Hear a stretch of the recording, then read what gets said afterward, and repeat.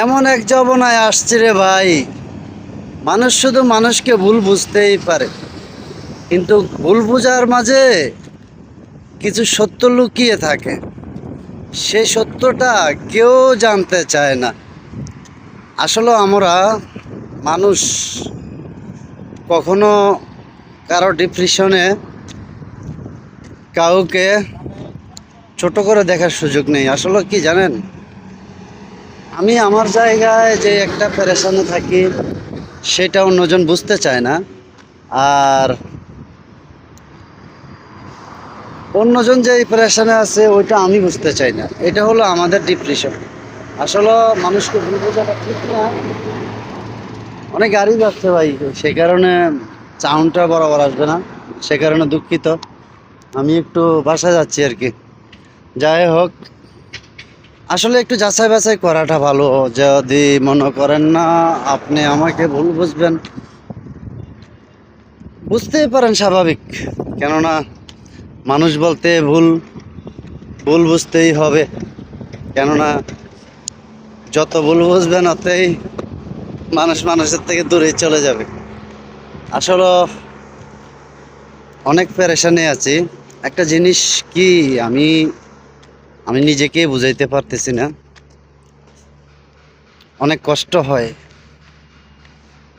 কার জন্য করছি, কি করছি না করছি সেটা ভেবে। এই যে প্রবাসে পড়ে আছি, আসলে কার জন্য?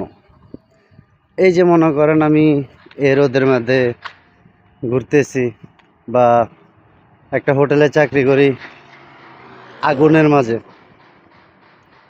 সেটাও একটা,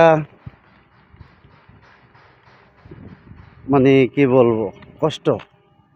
সেই কষ্টটা কাউকে বোঝানোর মতো কোনো ক্ষমতা আমার নেই।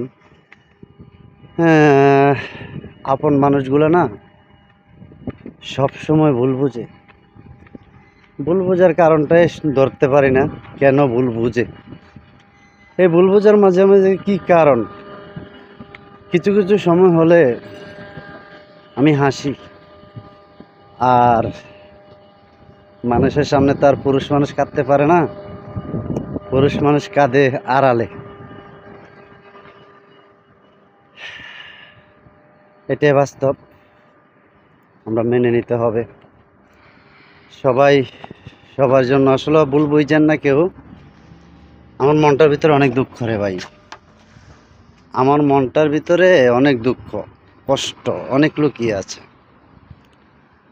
সে কারণে হয়তো হাসি দিয়ে উড়িয়ে দেই। যাক, কষ্ট তো মানুষ মানুষ বলতে কষ্ট, এই আর কি।